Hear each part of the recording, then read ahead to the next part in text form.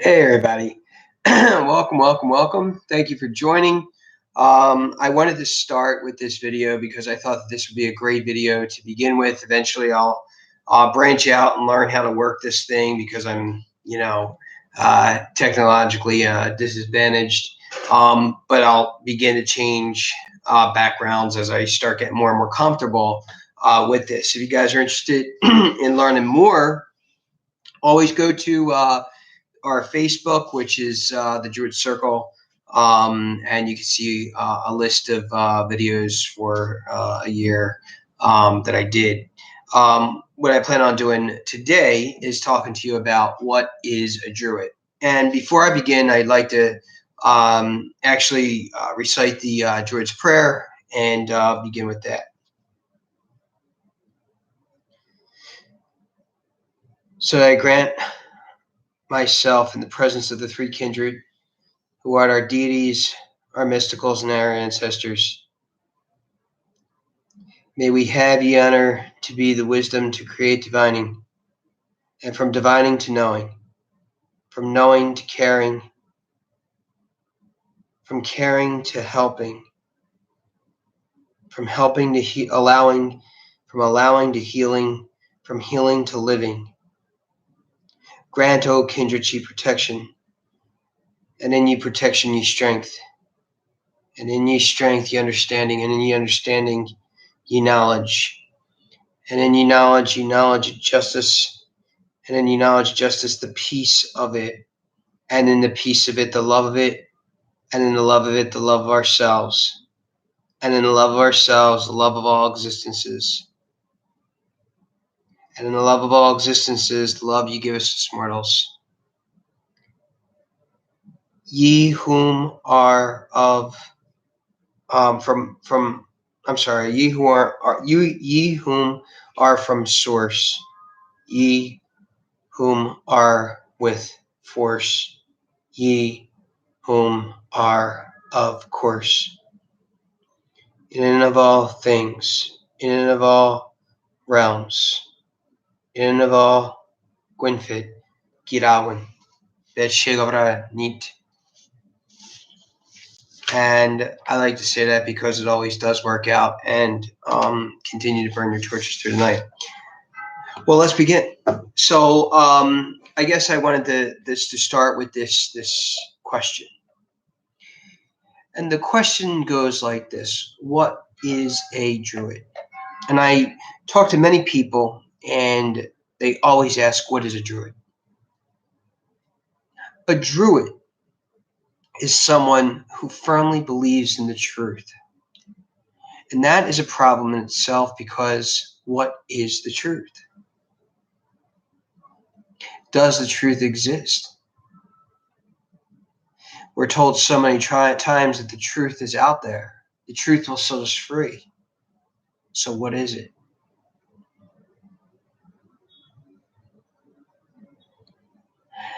I think that if we understand that the idea of truth is only our truth,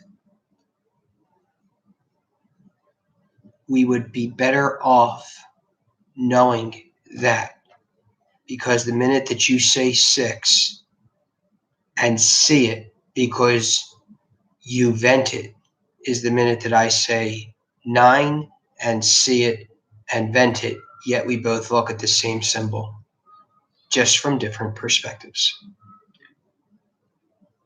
What is a Druid? The problem with the question is one of which creates a slippery slope. And that slippery slope is one that gets us in the mindset of understanding that we will then move into a battle fighting over who has the best description. There are so many websites today. And it's funny because I just typed it in the other day, and I typed it into the web browser, and I'm like, let's see how long this one takes. And I got, what I get, like 88,000 finds or hits in less than a second. I think it was like 0.98 seconds. And it was almost like the browser was almost saying like it felt proud that it got you all of this in just a second. And I see this as problematic because out of those 88,000 hits, what will you find that will help you get closer to the truth?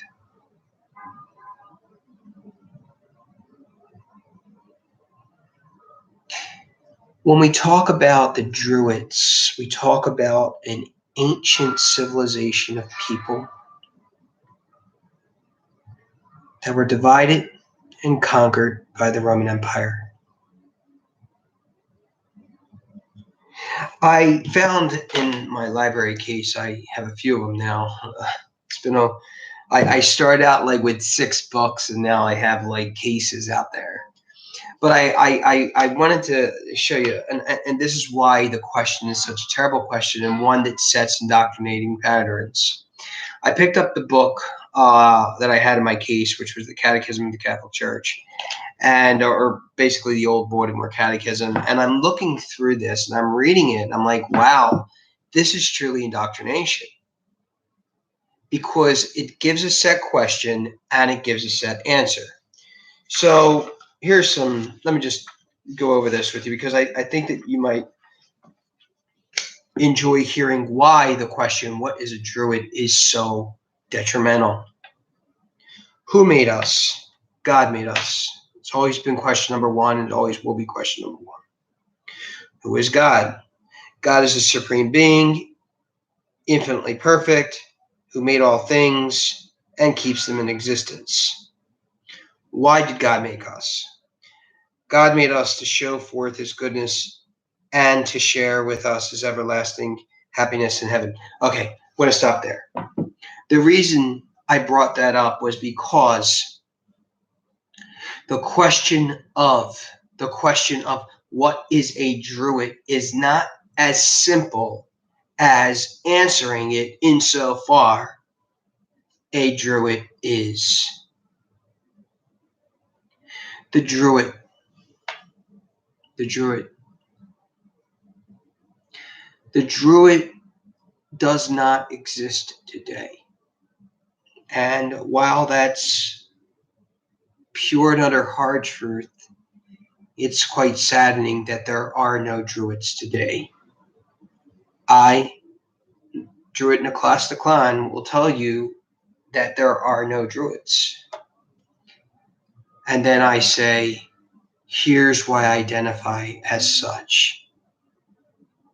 Because I want to search for who they are, and will not be content until I find that information out. In a sense, that freeing feeling, that fulfillment, is the truth. The truth is such that when you stumble upon it, you will say, I feel relieved.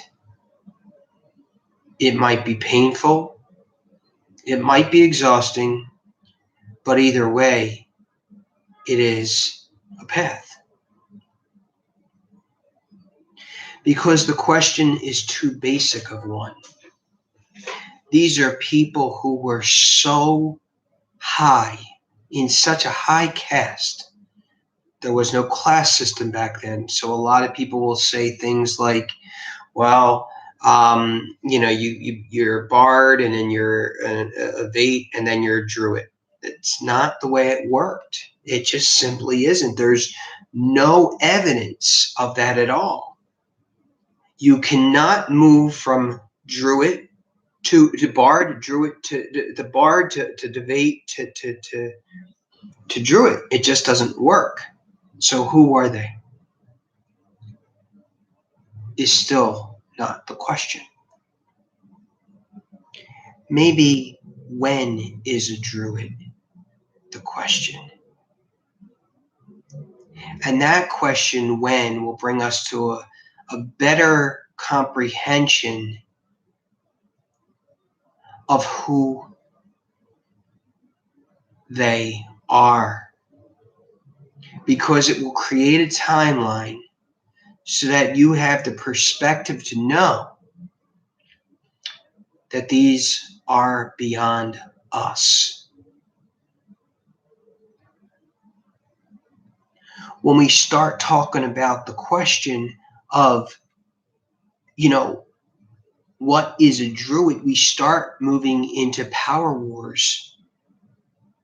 And those power wars turned into more power wars.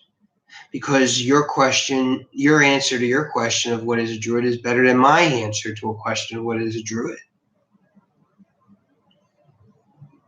As a result, what ends up happening is it becomes fighting over who has the best answer instead of figuring out how those answers could work together. And that's the serious question, right? Druids today, at least for me, are people who seek more and more of the truth of who these ancients were. You could pick up any Llewellyn's book. You could pick up any. You could pick up any of ADF's books or Obad's book. You could pick up any of that stuff. You could pick up Oak and Driscoll Druid Circles stuff. You could pick up any of this Unified Order of Druids, Tree Path Order of Druids, all that. And what's going to happen is that you will find that a lot of stuff is simply regurgitation.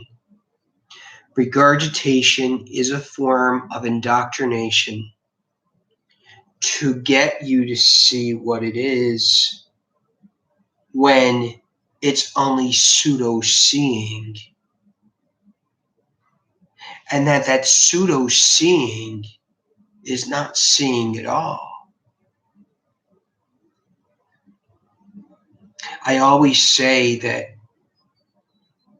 one who cannot see can truly see.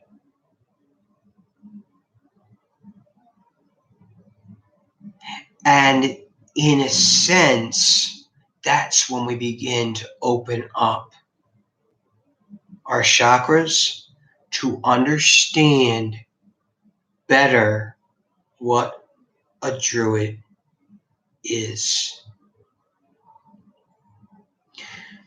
The Druids of long a time ago do not exist anymore. They do not. They were priests, they were lawyers, they were doctors, they were judges, they were philosophers. They were the learned class.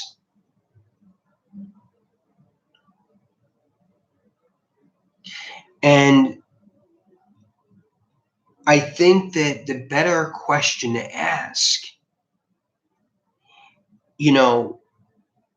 is a question that leaves you to think more. And we can only think more when we begin to say, can I leave this reality and move into a new one where only less than plasticity exists? A Druid today has to continue to recreate who they were, studying philosophy, studying psychology, studying judgment, rhetoric, apologetics, trivium, metaphysics, alchemy, Dreot, And when we begin to see this from a perspective of not being able to see, then we are, in a sense, seeing. We are, in a sense, seers. In almost every show, when you see an oracle or or describe what an oracle is, almost all the time they're blind. And I think while that's theatrical licensing, it does truly make sense. One who knows must not know first. One who sees must not see first. I think that's the better way of approaching it, so that, as according to Wayne Dyer, if you want to see things change, you have to see. You have to change the way you see things. That is it. You know, if we begin to start recognizing that the Druids, a group of people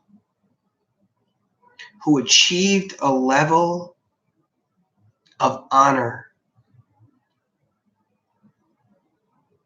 from the Bronze Age into the Iron Age, or from the Iron Age 1 and into Iron Age 2. What we begin to piece together are a group of individuals who truly are beyond us. And how do we know this? Because Druids were feared. They were hated. And we see this in almost all of the works written, that there's this common theme that does exist throughout, even though we have Caesar's propaganda and all these other people's propaganda. I would say that it's much more appropriate to think about what they all have in common to start piecing those together. The Druids were people who were able to think for themselves and to continue to make themselves better versions of them tomorrow by learning who they were today, learning the mistakes they made, and learning how they can achieve something better tomorrow. That, in essence, is what a Druid is, so that you can understand when a Druid is. We come into play when we act those roles of philosopher, combined with doctor, lawyer, combined with teacher, combined with mathematician, combined with priest, combined with alchemist. These are the things that will help us make better, make great again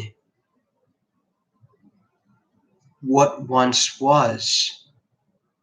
Because anyone can go to a Renaissance fair, dress up, and proclaim, I am a Druid. But are they truly Druid? or simply indoctrinated. Be it thus, be it thus. It shigoranit. It all works out. Burn your torches through the night. My name is Druid Naklasta Klan, second novitiate of Druid Order of Blessed Stone and Wood. Might you have whatever time of day, the best time of day it is for you at this moment in time and space. Thank you, everyone, and enjoy until we see you again next week when we talk about who really were the Druids. And then we'll start talking to you about this idea of how to quote unquote become a Druid. Or is that yet another trick question? Be it thus. Be it thus.